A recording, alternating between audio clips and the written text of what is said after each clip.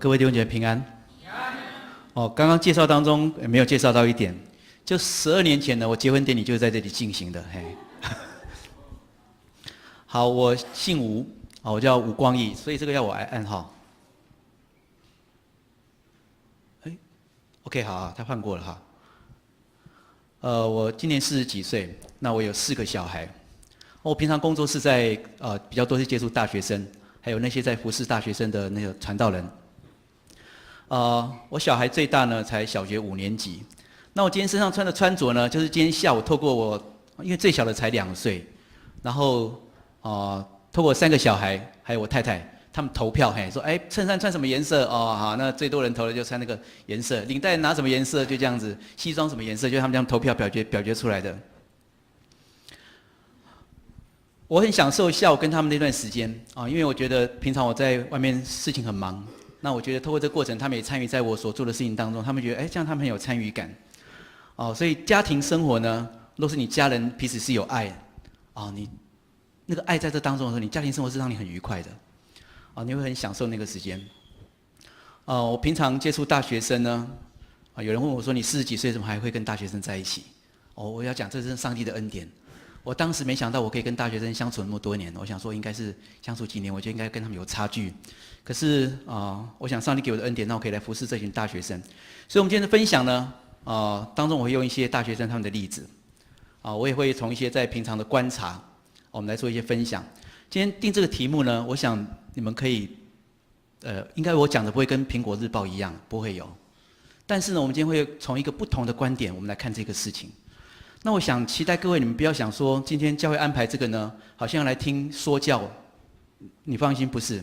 我们一起来探讨，从不同的角度来探讨这个事情。那在讲的过程当中呢，我知道我有一个先天性的弱点，就是我不笑的时候，我表情是蛮严肃的。所以当讲我不笑的时候呢，你看我表情很严肃，好像很凶的时候呢，请你发挥你下的想象力，你想象成我在笑，然后就不会影响你继续在听我所讲的内容。在这投影幕上面，你刚刚看到是这个在圣经的雅歌第8章第6节、第7节呢他这里所谈到的内容。我在想说我要怎么来谈这个主题呢？那为什么把它定为恋爱人生呢？透过今天这个过程，你会逐步的了解。你知道大学生他们通常表示他们上大学刚上大学，我们接触到他们，那就问他说，你上大学有什么期待啊？很多大学生表示他其中一个期待呢，就是要交男女朋友然后呢，你发现呢，你看戏剧对不对？好看的戏剧通常都离不开爱情嘛，对不对？那你听那个歌曲，流行歌曲、畅销的歌曲，通常也离不开爱情。然后那个社会新闻、演艺新闻呢，也大都离不开爱情。那你发现那个流行歌曲呢，你都是唱那个爱情很美好那种歌，通常都卖的不会太好。如果唱的爱情那很痛苦失恋很痛苦伤心难过，通常都卖的比较好，对不对？然后你去 KTV 唱歌，你发现到点唱率最高，几乎都跟那个分手啦、失恋啦、暗恋有关系，对不对？越唱越难过，然后就叫杯酒来喝，所以你唱 KTV 的酒都卖得不错，对不对？你会发现很多地方我们看起来，好像我们的生活都跟那个恋爱、这个爱、男女情爱都离不开关系。在圣经雅各书8章6节7节这个经文呢，很多人结婚的时候，他就拿来印在那个程序单上面。我相信有些人你都常常参加教会的婚礼，你会不陌生那有这样弟兄男生来看得到吗？可以6、7节来，请弟兄男生念一下来，请。求你把我放在你心上如印记，把我带在你背上如锁印，因为爱情像死亡一般的坚强，嫉妒如银剑一般的久见。它的烈焰是火的烈焰，是非常猛烈的火焰。爱情用水不能熄灭，洪流不能淹没。如果有人拿自己家里所有的财产去换取爱情，就必被藐视。从这个经文里面，我不知道各位有没有发现为了爱情刺青在身上刺青是以前就有了，对不对？他爱到一个程度，他在背上如戳记，把它刻在那上面。我们看到好像蛮多现在还蛮流行这样子做的。在这里，他在强调这个爱情，他的那个深入，那个连死他都不会放弃，而且他那个强烈的嫉妒，那种拥有感、独占欲。在讲爱情，它是不能够拿其他任何东西来换的。他在强调这个爱情的价值。上帝造人，上帝造人的同时呢，就把那个对爱的那个需要跟那个能力呢，就放在人的身上。所以你人身上会有一些爱情，你对爱会有一些期待。我不知道你有没有看过《完美的爱情》，好像小说、电影偶尔出现，不过那个有时候太梦幻了，对不对？但现实生活里的时候看到完美的爱情，坦白讲，我们应该不太容易看到，甚至都没有看过。可是你内心会不会渴望那个完美的爱情？你有没有想过，你渴望那个完美的爱情，这个想象力或这个渴望是从哪边来的？上帝造了人，就把这个需要、这个渴望放在我们身上。在这里呢，有几个问题，我想请各位可以。我按错了吗？好了 ，OK， 跳太快了。好，上面有几个思考问题哦，你可以看，我念你可以看，但心里可以自己来回答。我认为我应该要谈恋爱，因为我渴望被爱，还有被需要。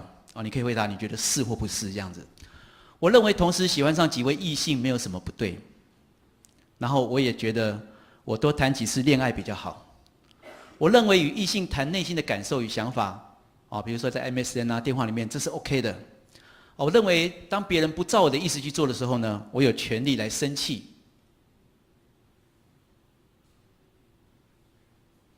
我认为只要两情相悦，在情欲上没有必要自我约束，只要彼此同意，这是我们人的权利，这是我们的人权。这上面描述，所谓情欲是包括了，我们也举了几个例子。然后我认为要以外表、财富、学历做我的择偶条件。我需要以这个来作为的选择对象的条件。我认为谈恋爱跟经济是否独立无关，然后要1对1的约会呢，才能够认识对方。然后你觉得在求学的时候谈恋爱，你觉得好或是不好？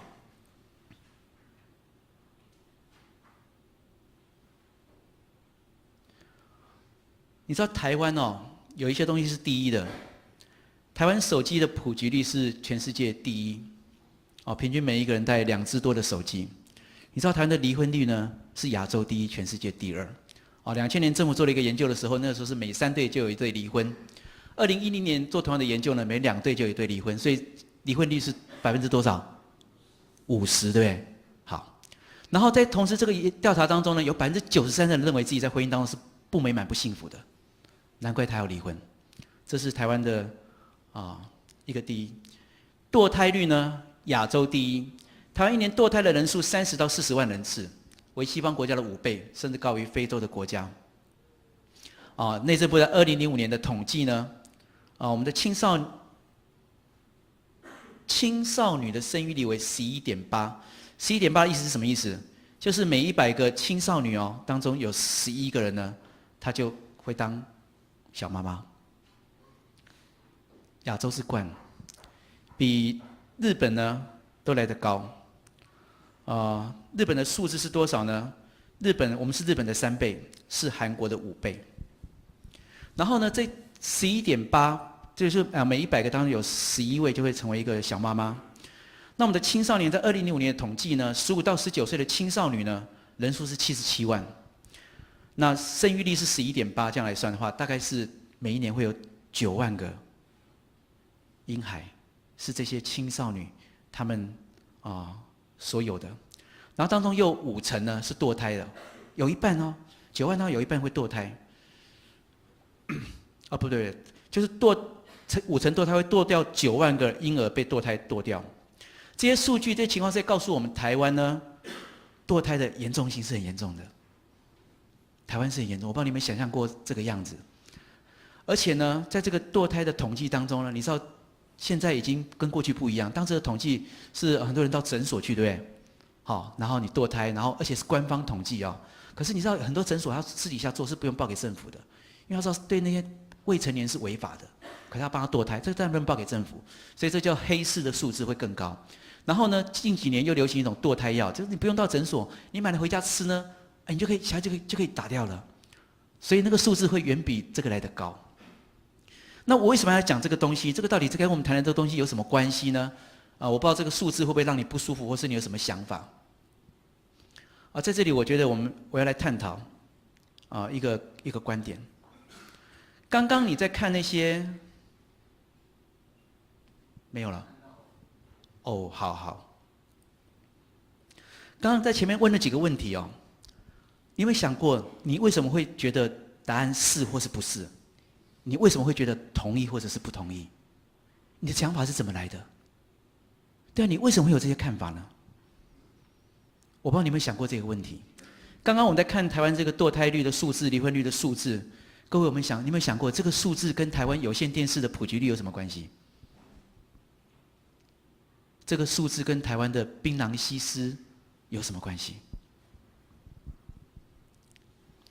各位，这是我们社会的一个文化。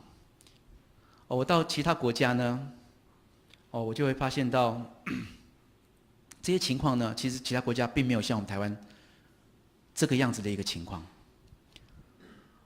我去韩国，当我要下飞机，他叫你填申报单，上面填到你不能带一些色情的东西啦，什么东西什么东西啊。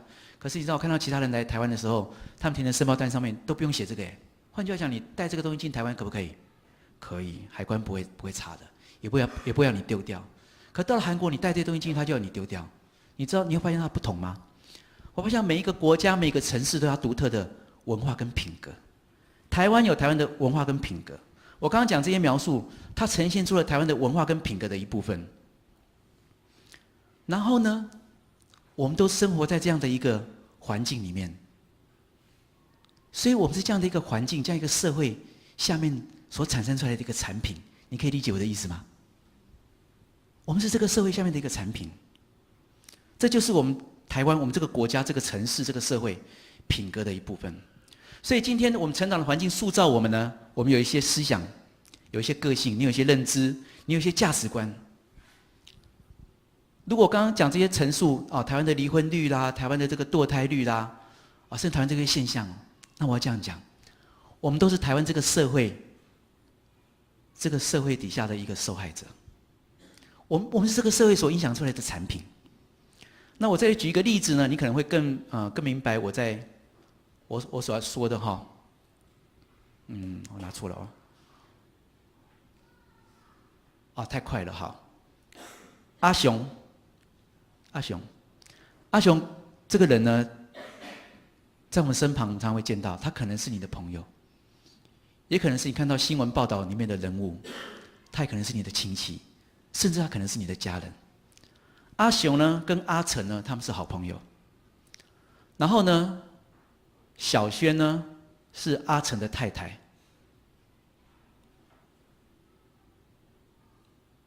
现在是我在按还是你在按？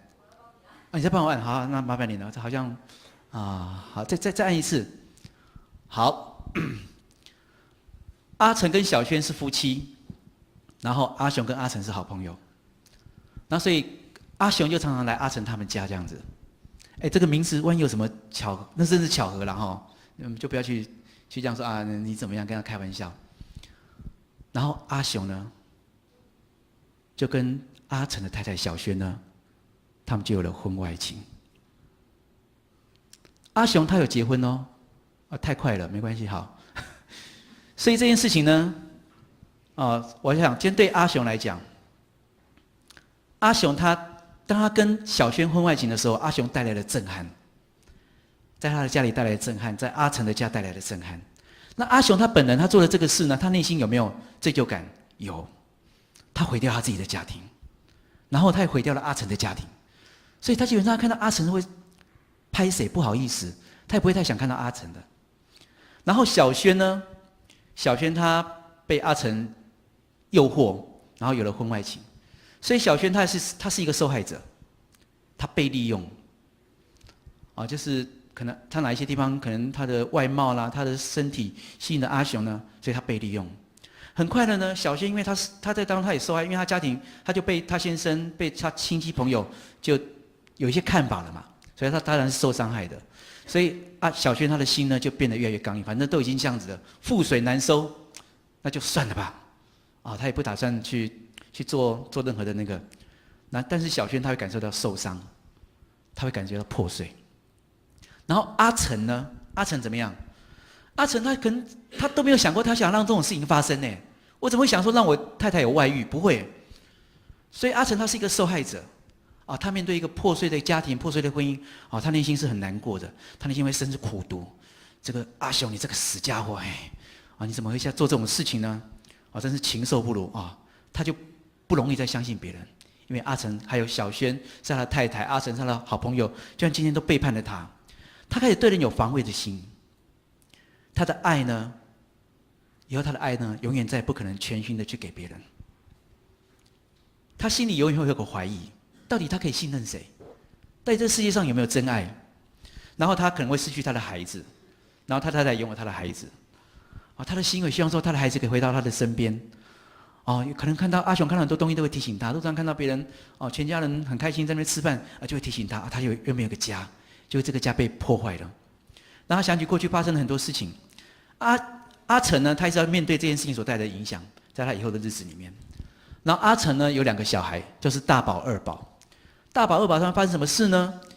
就是可能他的爸爸呢，阿成会离开他们，但是他爸爸爱他们，但这个小朋友呢，他也想念他们的妈妈。所以他就去跟妈妈住在一起，但他们不明白这个家庭怎么会变成这样子？爸爸妈妈没有住在一起，然后妈妈跟另外一个叔叔住在一起，然后他有很多问题呢，他连问都不敢问，很可能他提出来问了呢，也得不到真正的答案。然后孩子的心呢，会希望说爸爸什么时候可以回到我们的身边？然后当爸爸去拜访他，可能1个礼拜见他们1次的时候呢，孩子很享受跟爸爸在一起啊，爸爸带他们去玩呐，爸爸会带他们去骑脚踏车啊，他们很开心。然后时间到了之后呢，爸爸就去把小孩子怎么样送回到妈妈里面。所以接下来呢，更多的问题产生了。爸爸为什么要把我们送回来妈妈这边，然后爸爸再去找另外一个女人呢？他心里问这个问题。阿成的孩子就开始想，这到底是为什么会变成这个样子？你可以想象这个情况为这2个孩子预备了一个怎么样的一个将来吗？你想他们将来长大之后，他们被预备用怎样的一个想法进入一个两性的关系里面，跟婚姻里面呢？你想这2个小孩长大之后，他们对人的信赖程度会怎么样呢？然后呢，他们开始跟人家建立关系的时候呢，他是会带着他父母那个破碎婚姻的一切的包袱进入这个关系里面呢，然后带着爸爸妈妈这些伤害来的一些苦毒一些仇恨，他看到母亲所爱的人破坏了他们的家庭，他会想说：我爸爸不爱我吗？怎么会这样子？我妈妈不爱我们吗？怎么会这个样子？这会有很多很多很多的影响。在这里面呢，有3种人，最后一种人等一下再按哈。现在可以按这个。阿成他有再婚的对象，就是也是旁边的人。在这里面有3种人，一个是开始的人，开始的人是谁？是阿雄，他开始了这个事情，他做了不对的事情。然后呢，接下来是谁呢？直接受苦的人，就阿成跟他的小孩，直接受苦的人。你知道吗？在这个过程当中呢，每一个人都会因此下结论。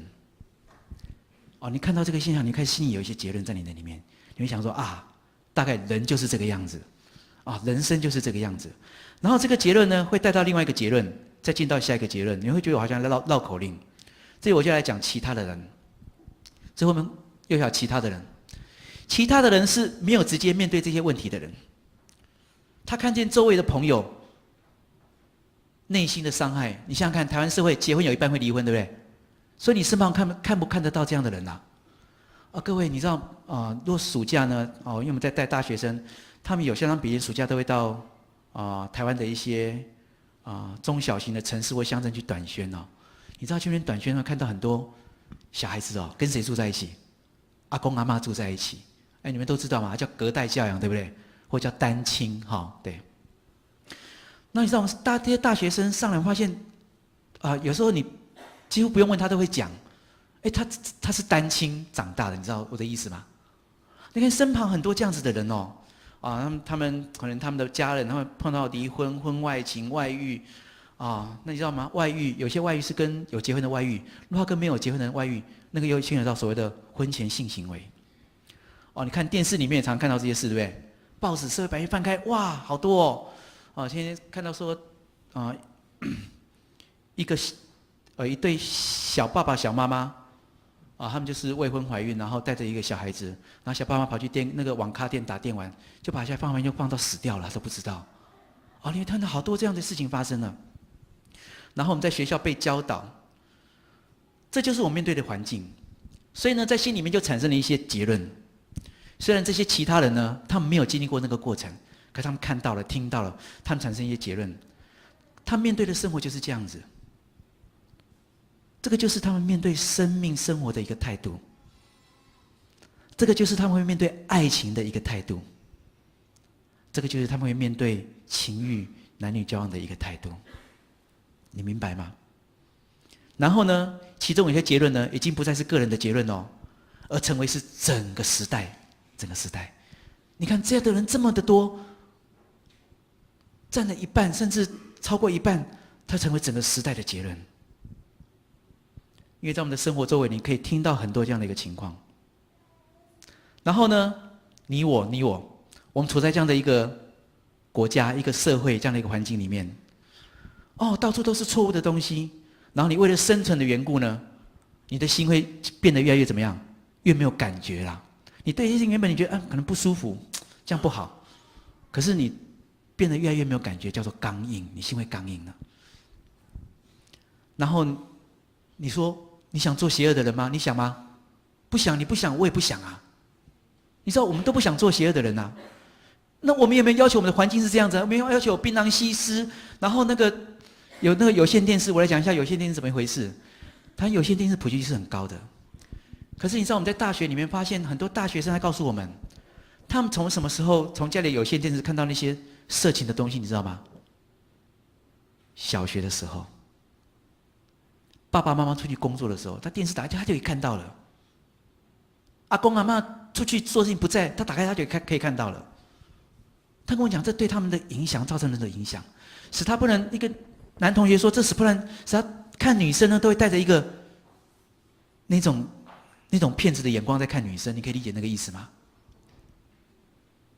女同学也是觉得他们也是因此他们有一些看法受了这些的影响。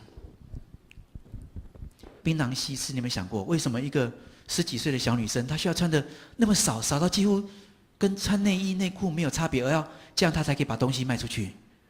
是什么东西造成她这样的一个观念？你有没有想过？对，我们就在这样的一个环境，我们没有要求环境是这样子。可是呢，我们在这当中长大，我们接触到这些媒体，听说，然后我们也甚不知道怎么去分别，然后好去做一些选择，甚至有时候我们都没有选择。在这里我在讲什么呢？当今天我们在谈爱情，你要谈两性交往的时候，我觉得我们先可以来看我们的大环境，这是我们的大环境。我们需要去面对体验到，这就是我们成长的环境。阿雄、阿成、小轩这样的人在我们身旁常常会听说。可以麻烦可以下一页。对，除非我们做不一样的选择。好，除非我们做不一样的选择。刚刚这些问题，我不知道你的答案是什么。你知道吗？这些问题的选项，你可以知道我们身旁周围人，你的邻居、你的同学、你的朋友，甚至你的亲戚，他们的答案会是什么？你应该都知道嘛，对不对？如果我们的答案跟他们没有什么太明显的差别啊，如果我们答案跟他们没有什么太明显的差别，各位，我要告诉你，那你想我们逃得开那个50%离婚率的命运吗？如果我们的想法、我们的做法都跟他们一样，然后你逃得开那个93%觉得婚姻不幸福那个命运吗？你发现没有办法呢？你知道我的意思吗？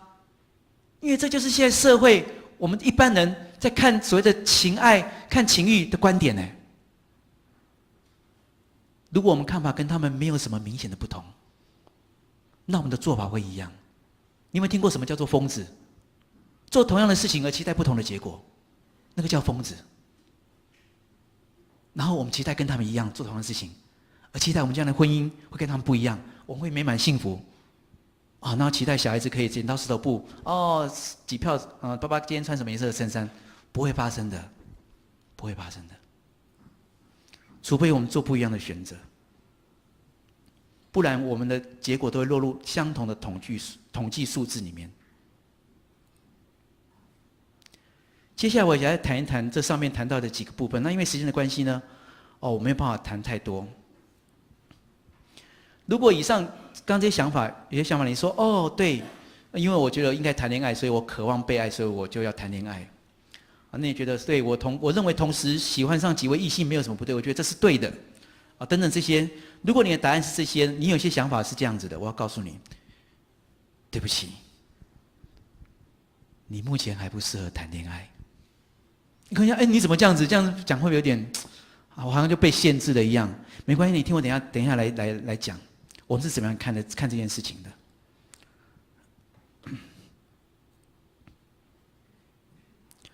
我想我们来谈这个。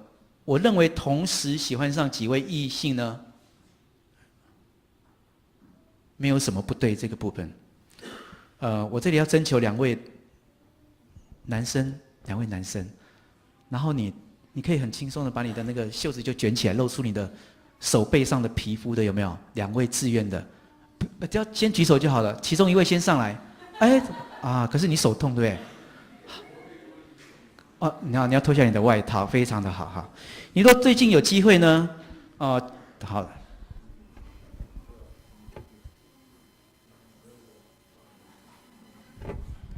接触到学员传道会的，先上来一位就好了。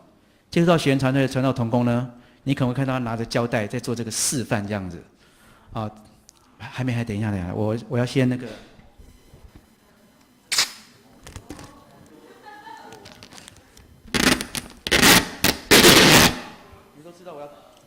你都知道我要做什么的，你可以就先不要说这样子，应该这样就好。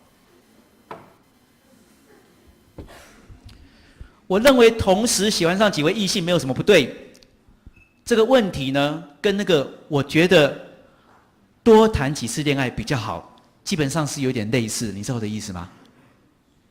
那在这里是这样子因为我们这里不是苹果日报来这里分享。所以，当我在讲到两性交往的时候，喜欢上几位异性，多谈几次恋爱的时候，我相信你很聪明，你可以直接想到情欲，就跟多几位在情欲上面是这样的一个光景。如果今天你谈恋爱，对不对？你手要伸出来，好，这个，等一下，好。当你今天谈恋爱的时候，你遇上了一个对象，对不对？你们在街上会看到，然后两个人就这样抱得很紧，对不对？谈恋爱嘛，所以他们就会很紧的怎么样，黏在一起嘞。哇，你知道吗？你喜欢一个人，你会希望每天都看到他，对不对？常听到他的声音，最好都不要分开，对不对？很紧密的贴在一起，最好当中都不要有距离。你泥中有我，我泥中有你。你知道吗？科学家的统计人跟人之间爱情最长会持续多久？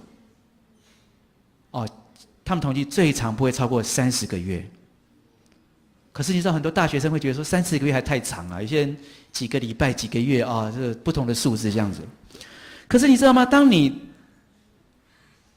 谈恋爱，你们紧紧的在一起，然后当其中有一方他说我要跟你分手了，那时候这个胶带该怎么办？请问拿掉那通常分手有人慢慢的啦有人比较慢啦，可是有些人现在年轻人越来越快，对不对？他就按下来，对不对？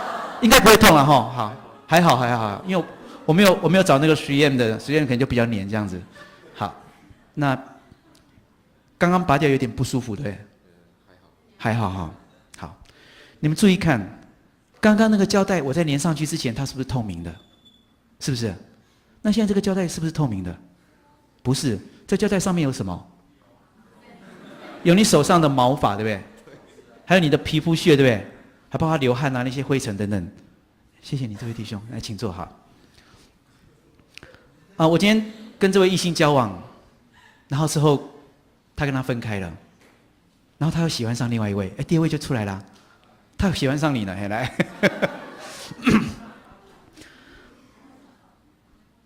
对你外套能脱掉对，这样方便多了哈。所以当他又喜欢上第二位，或是跟另外一位谈恋爱的时候呢，那他的胶带该怎么办？要再粘上去对不对？再粘上去。然后呢，一样要怎么样？恋爱嘛，要粘得越紧越好，对不对？可是你会发现一件事哦，你觉得这个胶带有没有第一次粘得那么紧？没有，为什么？因为上面已经有东西了，对不对？有谁的东西？有他的东西，对不对？然后我刚刚粘上他的时候，他感觉什么？你刚我要粘你之前，你说你感觉怎么样？就是那个有点油。哎呀，好，可是他跟他一段时间之后，他又跟他说拜拜了，对不对？他就跟他离开，所以放心，你不会跟他，你就感觉跟他，因为第二次没有那么黏嘛，对不对？所以你感觉没那么痛了嘛，对不对？好，来谢谢你。所以这个胶带就更怎么样？更不透明了，更不透明了。各位，这个不透明代表什么？这个不透明代表什么？哦，有些同学说啊，那我现在很喜欢他，可是我过去有这个过去，我都不知道该不该跟他讲，对不对？代表了信任。对，我真的可以跟他讲吗？因为你带着过去的人的东西在这上面，对不对？你带着过去的人的东西在这上面，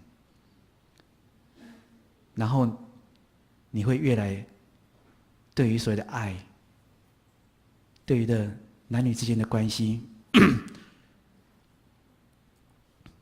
会越来越没有感觉。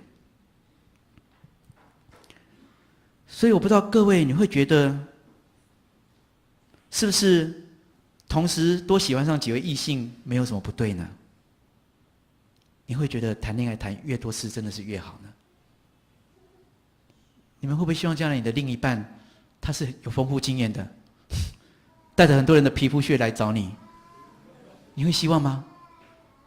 不，上帝造了人，内心有一个渴望，哦，那个爱情的绝对性，对不对？他嫉妒如阴间的火那样嫉妒，强烈的嫉妒，他觉得他有强烈的独占欲，对爱情那个神圣的独一的那个需求，你当然不希望啊。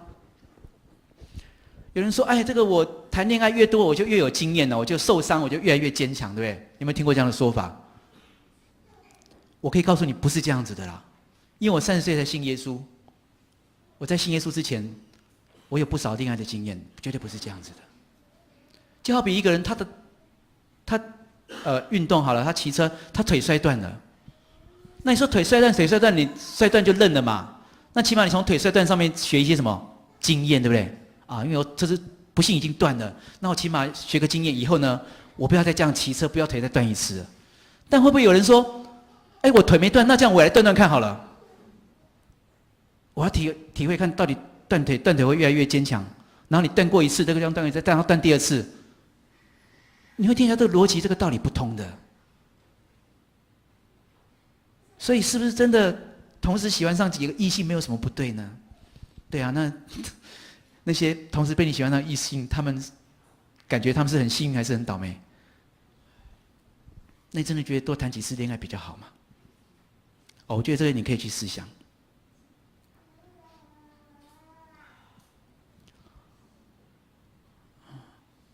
哎，我一直按错哦。好，我认为跟异性谈内心的感受呢的想法是 OK 的。你知道吗？当你跟一位异性来分享你的心情的时候，你很容易跟他敞开的。那时候可以产生一种东西叫做情愫。你知道什么叫情愫吗？哦，等一下来一些描述，你就知道什么叫情愫。然后有点暧昧，因为哎呀那个人有点很暧昧哈。啊，什么叫暧昧呢？这个暧昧的情感就是他没有明说，他没有公开的承诺啊，然后他也没有确定对你委身啊，对那种情感叫做暧昧。所以暧昧呢，其实本身它严格讲，它应该是一种欺骗。你知道有一个女大学生，她是一个有名大学的高材生。然后一次她跟辅导讲说：“哎呦，我现在发现我越不了解我自己了呢。什么事呢？”她说：“我也不爱我的学长，爱他的学长，然后他也不爱我。可是我居然跟他接吻呢。”啊，那辅导就问他说：“那你当时是你们在什么地方？”他说：“哦，我们在海边。”啊，那时候是几点？晚上9点。啊，这辅导他刚说，同学，我告诉你，这个东西叫做情境。你跟一个异性，只要你对他，你基本上你跟他出去，你应该不会讨厌他嘛，哈。你有谁会想跟你讨厌的人出去的？一对一出去，应该基本上没有嘛，哈。跟一个你不太讨厌的异性，然后晚上9点在那个海边，你知道那个叫什么东西叫做情境吗？感觉浪不浪漫？浪漫啊！相当高比例的人在那个情况下，大概都会做类似的事情。所以呢，当你把你自己放在这个情境里面啊，去跟一个人在那边谈心、谈感觉啊，然后越走越近，然后就这样子，其实大部分人是很难避免的。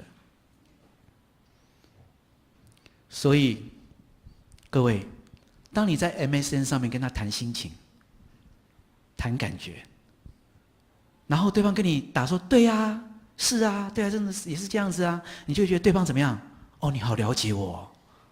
你看我讲的他都懂哎，我爸妈都不懂，可能我弟妹也不见得懂啊，他都了解我。可我同学真的不完全懂我，可他都了解我。然后你就打说：“哦，对你真是好了解我。”你就这样跟他回了，然后对方就跟你回了一颗红心，叮哎，然后说：“对呀，因为我爱你。”哇，你都听到这话的感觉，你怎么样？啊，那个叫做情境，你知道吗？啊，那个情愫就产生了。各位，如果在这种情境里面，你不产生那种情愫，其实是蛮难的。所以你知道，跟异性谈内心的感受跟想法，接下来就是必然会带来这个结果的。所以我不知道你觉得，你认为跟异性谈内心的感受跟想法，真的是 OK 的吗？如果今天你的男朋友、女朋友跟另外一个异性在谈他内心的感受跟想法，或是你先生太太在做这个事，你觉得真的是 OK 的吗？我跟你讲，基本上没有人觉得会是 OK 的。那就证明这当中真的是会带来一些结果。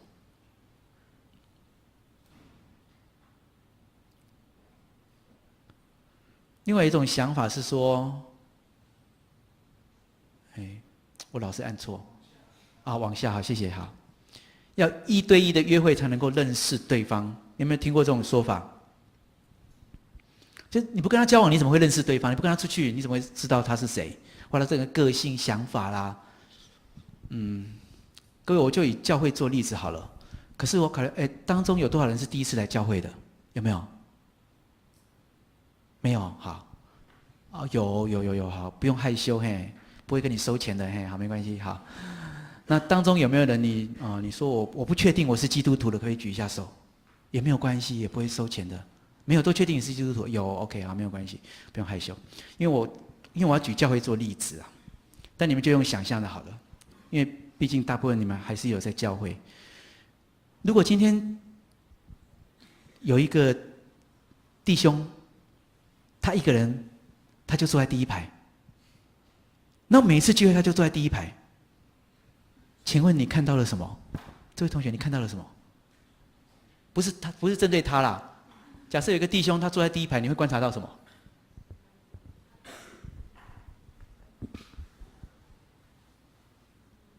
你是不好意思讲，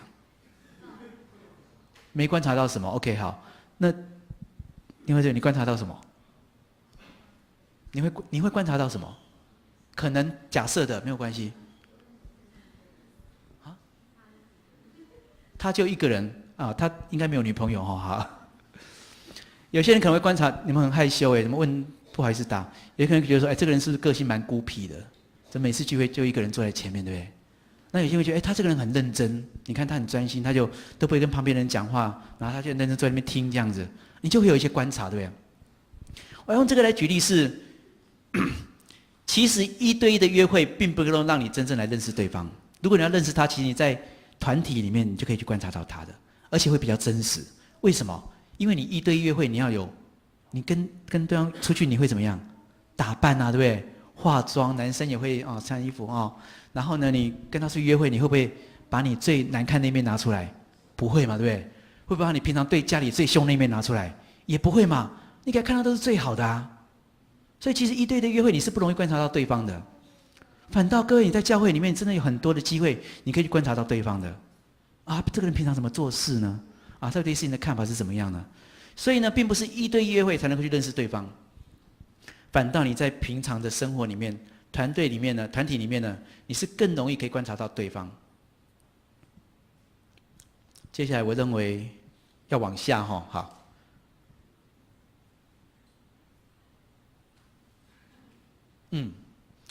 我认为只要两情相悦呢，在情欲上我就没有必要自我约束。现在婚前性行为是只要我喜欢就可以了。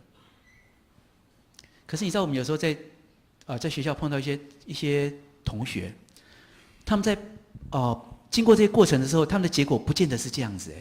有一个男同学，他就说他跟那个女同学分手的时候，他就发现这个女同学这个前女友一直过着那个放荡的生活，他内心就很自责，他想应该是我害他的吧。所以你发现那个结果并不是一定如我们想象的那么的简单。我来看婚前性行为呢有些什么后果呢？哎呀，跑太快了。第一个会使你的视线模糊。我们都同意，性关系是会吸引人的，但是呢，只有在夫妻里面呢，你才会真正觉得是吸引甜蜜，而你不会有愧疚感的。但婚前性行为会让你当时有甜蜜感觉，但是同时会有什么？彼此的利用，还有那个背叛的感觉。你会有罪恶感，你会降低自我的价值感。怎么我就居然做了这个事情？那可能你的家人也会表达一些看法，你也不怕他们知道。然后呢，彼此就会没办法怎么样？尊重。我不知道你们有没有想过，当你跟对方这样子没有结婚就发生关系之后，他会怎么想？他今天这么轻易的就跟我，那以后是不是别人找他的时候，他也很容易，你知道吗？因为彼此没有办法尊重。然后呢，刚问过你结婚的时候，你希望对方是交往过越多人越好，还是他是纯洁的？我们多半会希望对方是纯洁的，不希望对方有跟过很多的人。各位，如果你单身的时候，你不能持守你自己的纯洁，你在婚前性行为上面这样子持续的去走这样子的路，你想你将来会保有幸福吗？你带着那么多的罪恶感，那么多低的自我价值感。圣经说，顺着情欲撒种的会收什么？败坏。有时候你听到父母什么限制那么多，老古板甚至有听到教会这个辅导还是牧师传道怎么这样讲好烦哦！你们怎么管这么多啊？各位，你可以去想一想。然后呢，会使关系恶化。这个女生说：“我人都给你了，可是我要求你再陪我去看个电影，你为什么不去？”有时候身体跑太快了，但是我们的思想、心灵跟不上身体。然后那个男生说：“电影你都已经看过3遍，你还要去看？”然后每次演到那个紧张的时候，你都眼睛都捂起来，都不看。女生说：“对啊，因为我捂起来，我没有看到重要的地方，所以我要再去看一次啊。”你可以明白吗？他们关系走太快了，但是对于彼此这种认知跟彼此这种接纳，这种心智上没有办法跟上这个速度，所以觉得我跟你身体跟你这么近，可是我的思想、想法、心灵怎么会跟你有这么的有距离？这个会使关系恶化的。然后呢，会破坏信任。好。有婚前性行为的人呢，婚后婚外情的比率呢是没有的5倍。这是东吴大学简春安教授他们所做的研究。原因是什么呢？你想想看，一个人婚前有婚前性行为，你觉得他对婚约看不看重？当然不是啊。有没有结婚不是重点吗？所以他对婚姻就不是看重的。一个对婚约不看重的人，你想他结婚之后对你们的婚约的圣洁跟那个独一性他会看重吗？自然就不会。如果他不会呢，那他在结婚后再去找别人发生那个性关系，你觉得他对他是不是容易的？是啊，因为婚约根本对他不是他看重的东西嘛。他也可以跟别人做这样的事情。所以只有在双方呢，他们彼此看重这个婚姻的圣洁，双方也看重这个婚姻的独一性呢，然后在这个关系当中，你才可以经历到那个最高的幸福。就是当初上帝设立人婚姻的那个目的的最高的幸福。这是需要双方都看重这个的。下一个，身体的误用。你知道吗？结婚之后呢，你在房间里面，这个地方要对姐妹来讲，你在房间里面要怎么对你先生，你要怎么样性感的装扮去对你的先生呢 ？OK。其实出了房门，你就应该要包起来。那些会使人有一些想法跟敏感的你的身体的部位应该要包起来。你知道槟榔西施跟空姐的差别在哪里吗？街上有槟榔西施嘛，开车出去看到，有时候有些人过去就会看一下。你看第一眼那是自然反应，对不对？可是如果看第二眼，那就怎么样？那就叫醉了呀，知道不该看就去看这样子。你知道吗？这两种槟榔西施跟空姐都会吸引人家的目光去看。可是你有没有想过，你在看槟榔西施跟看空姐，你看过之后你产生的感觉一不一样？哪一个会让你感觉贬低对方？哪一个会让你对他有更多不太适当的想法？很明显是不一样的，对不对？所以各位姐妹，你可以弄得很漂亮，你可以弄得像空姐那样子端庄美丽。你有没有看过空姐穿低胸的衣服？没有。有没有看过空姐穿低腰的裤子？没有。有没有看过空姐穿短裙？没有。没有。你看空姐穿的就是端庄美丽。各位姐妹，你不要穿得像槟榔西施。有时候你想说，我穿这样子，我可以吸引到对方的注意他就会喜欢我。各位，我告诉你，你这时候吸引的只是他的目光，而不是吸引到他的心啊！你知道吗？你是吸引他的目光。你知道有些女同学，就是问他说，那辅导问他说，你为什么会这样穿呢？他觉得，他走在路上呢，然后男生就会看他，你知道吗？他觉得他被行注目礼，他就觉得，他就有那种飘飘然的那种满足感。各位，对，你是吸引到他的目光，所以你有漂亮的满足感，但是你不能赢得他的心。你对身体的误用不会使他更尊重你的，他会觉得今天你可以穿这样子，那你给他看，那旁边人也都看到啦，这有什么差别呢？圣经说你的井水，它是比喻你的太太配偶，唯独归你独享。不可以让它流落在街上。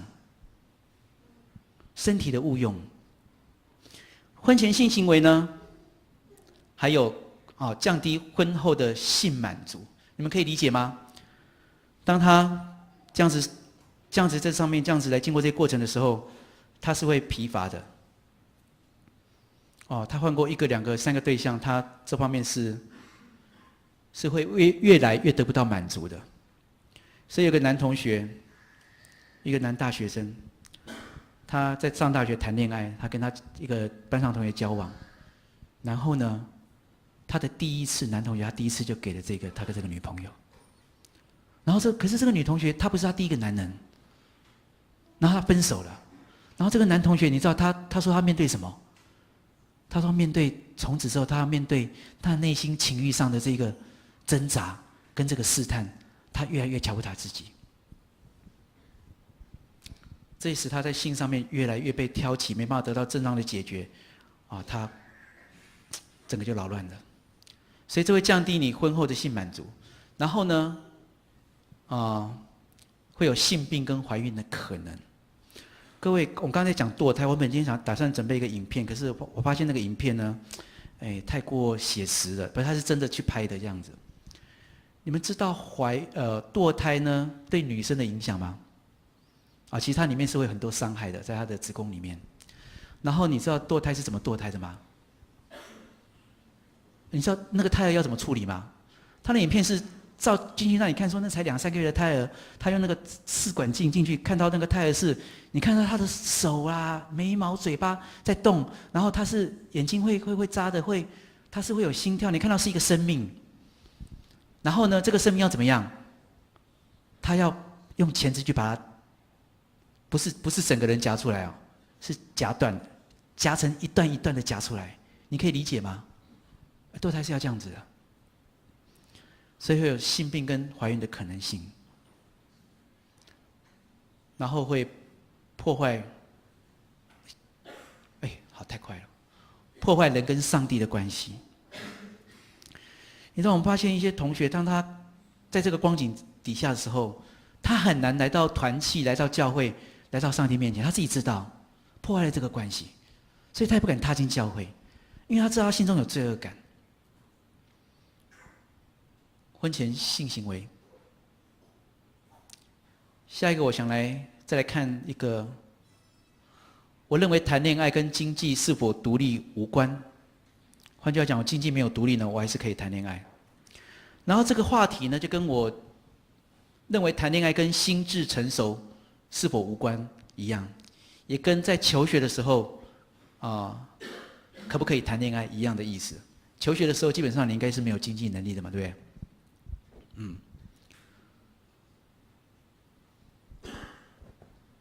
实际其实应该这样讲，应该是你有经济上的资格再来谈恋爱是比较好。根据事实的统计，20岁以前的恋情有90%是以分手收场。所以讲有10%呢，他们是会结婚的。然后这10%结婚之后呢，当中有50%呢会以离婚收场。所以呢，各位，如果你打算在20岁以前谈恋爱呢，注意，你是在打一场几乎不太可能打赢的仗争。95%的这个结局，你可以想象那个比例吗？如果今天我没有经济能力谈恋爱，请问，当你遇到了对方，你喜欢他，他也喜欢你，你也真的打算娶她，可是你没有经济能力，请问你可以娶她吗？有人说我会娶她的举手。好了，不要这样问，这样问你好像也不好意思，也不好意思举手。可是当时你不能娶她的时候，你想你能跟她干嘛？继续谈恋爱嘛，对不对？然后继续谈恋爱，然后交往，然后你发现你喜欢她，她也喜欢你，然后你要娶她，她也要嫁给你。那请问你们约会的时候会越来越怎么样？你知道吗？就是这样子，就像我越来越容易落入情欲这样子的一个试探里面。因此，这样的恋情呢，最后还是以分手收场，因为刚刚讲过的价值感的降低、关系的恶化、彼此的不信任等等的问题，这些压力会让这个恋情没办法继续下去。所以其实是应该到有资格在谈恋爱是比较聪明的。那你会想说，哎呦，那我现在已经有对象了，那我们也在进行，那怎么办？你要叫我现在马上跟他测吗？我想这个部分没有关系哦。我想你可以找教会的辅导、传道、牧师哦，你跟他们谈，他们可以帮助你的。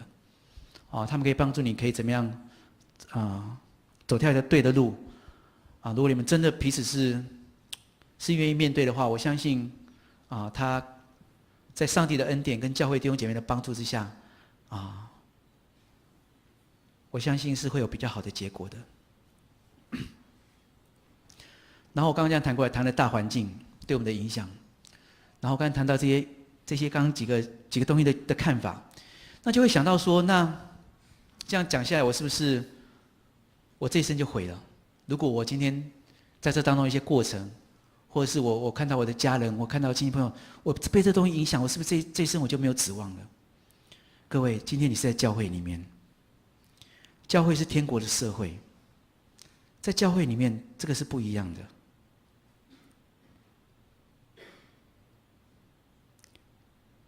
耶稣说：“拿错了，我来是要叫羊得生命，并且得的更丰盛。”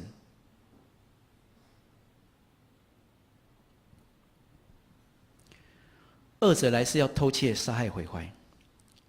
各位，我们有许多人都搞砸了，在男女交往、在恋爱这个事上，我们都搞砸了，我们也都被扰乱了，我们也被破坏了。这也就是为什么耶稣他要来。在撒母耳记上30章，大卫跟他的勇士当他们要出去打仗，可是非利士人不让他们去，他们就回到他们的那个，他们把他们妻小、他们的牲畜财产都安置在一个城叫做喜格拉。但回到这个城的时候，发现这个城里面他们的妻子、儿女、人口、牲畜、财产都被亚玛力人夺走了。啊，那跟大卫去那些同伴呢，就因此呢就很生气啊，把我们的家人都夺走，都没了。啊，他们想要杀大卫。大卫那个时候呢，就跟上帝祷告。他问上帝说：“我要上去追吗？”